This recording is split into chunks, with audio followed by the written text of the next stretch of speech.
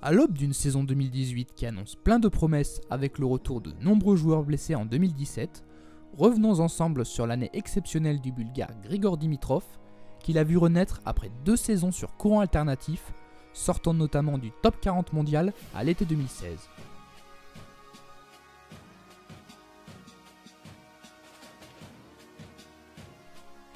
Pour son tournoi de reprise début janvier à Brisbane avec son récent coach Dani Valverdú, il réalise une superbe semaine, confirmant par ailleurs les bonnes sensations entrevues fin 2016, en battant successivement 3 top 10, Dominic Thiem en quart de finale, Milos Raonic en demi-finale et Kei Nishikori en finale, joueur qu'il n'avait jamais battu auparavant, pour remporter ainsi son premier tournoi depuis plus de 2 ans et demi. De bon augure pour l'Open d'Australie qui se profile à l'horizon. C'est vraiment beaucoup d'émotions. Ce trophée signifie beaucoup pour moi. J'ai pris énormément de plaisir cette semaine, comme je n'avais plus connu sur un court de tennis. Il confirme son bon état de forme à Melbourne quelques jours plus tard, en atteignant le dernier carré pour la 2e fois de sa carrière après Wimbledon 2014.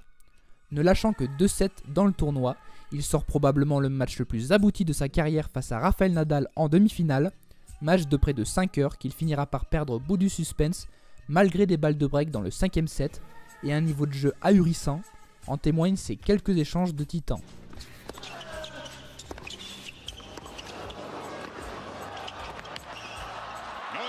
Dimitrov.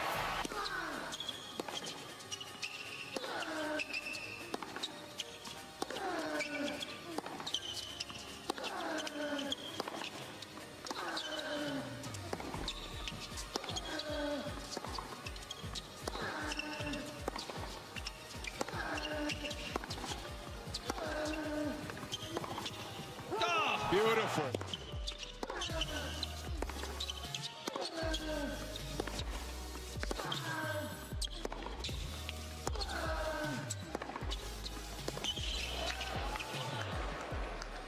Dimitrov slipped, it's in. And he comes up with that winner. Incredibly.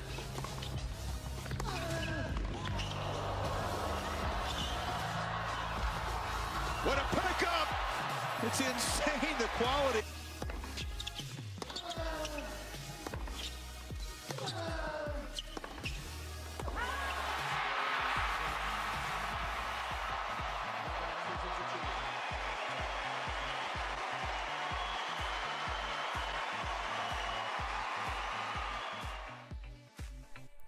Passant outre la déception nadalienne, il continue sa saison en passant par son pays natal avec l'Open de Sofia, tournoi qu'il remporte face à David Goffin en finale, ce même joueur qui sera son bourreau la semaine suivante à Rotterdam.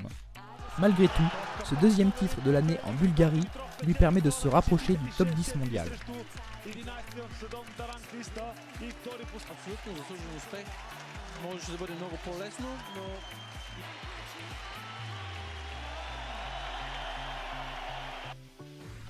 La suite est cependant plus mitigée, avec des défaites prématurées aux États-Unis et sur la terre battue européenne, où il n'aura qu'un seul 8e de finale à se mettre sous la dent lors du Master 1000 de Rome.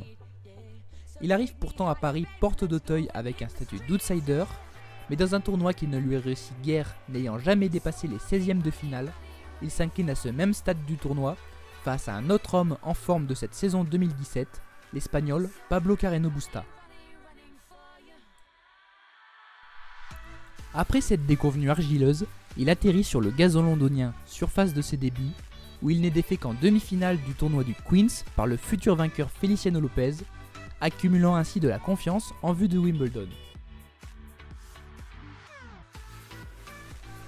Il retrouve un très bon niveau dans le temple du tennis, se hissant facilement jusqu'en 8e de finale sans perdre un set, mais face à l'ogre Federer, futur lauréat, il ne peut rivaliser, ne trouvant pas la régularité nécessaire dans ses frappes, malgré quelques coups de génie dont lui seul a le secret.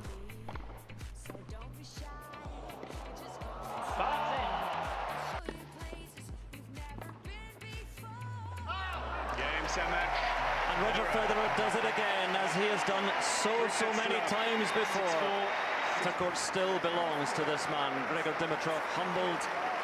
Perhaps he will have his day in the future. Revenu sur le ciment américain, c'est à Cincinnati en tant que tête de série numéro 7 qu'il va signer son premier coup d'éclat.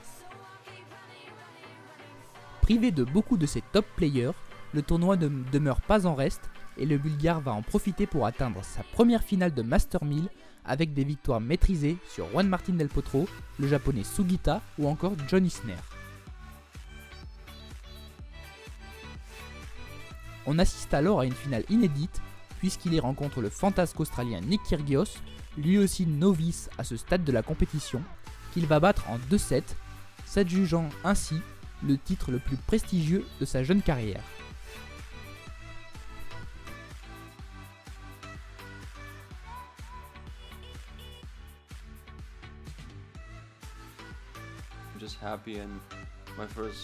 Je suis juste content.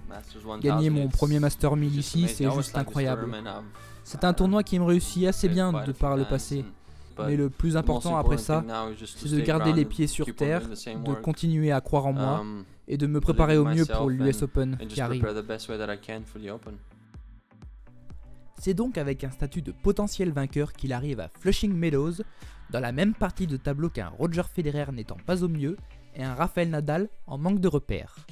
Mais à la grande surprise, son parcours s'arrête au deuxième tour face au jeune russe Andrei Rublev en 3-7, étant passé, il est vrai, un peu au travers de son match. Le Bulgare rectifie ce faux pas et reprend des couleurs lors de la tournée asiatique, tout d'abord à Pékin où il est éliminé aux portes de la finale par un Rafael Nadal fraîchement redevenu numéro 1 mondial, puis en quart de finale à Shanghai, encore une fois au sortir d'une grande bataille face aux Mallorquins, toujours avec des coups sortis de nulle part.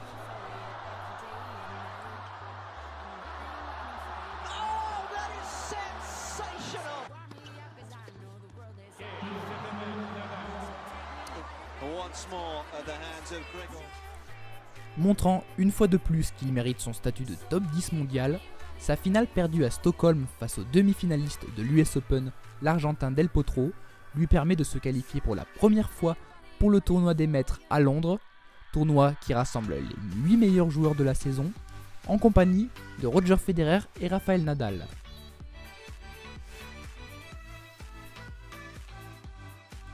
Jouant sa carte à fond, avec un niveau de jeu à la hauteur de son potentiel, il sort premier de sa poule avec 3 victoires sur Dominic Thiem, David Goffin et Pablo Carreño Busta, puis élimine le vainqueur surprise de Bercy, Jack Sock, en demi-finale, ralliant ainsi la finale pour sa première participation.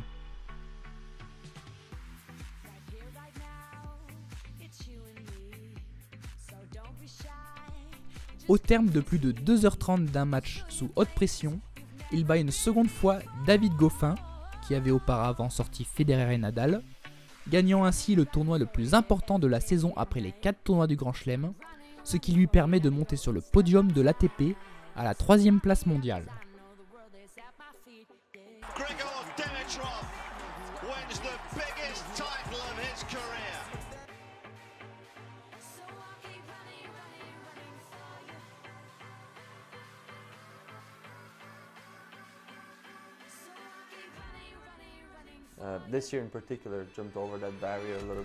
Cette année en particulier, je pense que j'ai franchi un peu plus ce cap. Je joue de manière plus relâchée, avec plus de confiance, donc il y a beaucoup de choses qui se mettent en place. Je ne pense pas que j'ai changé énormément de choses, c'est juste le travail constant qui paye, et maintenant les résultats finissent par arriver.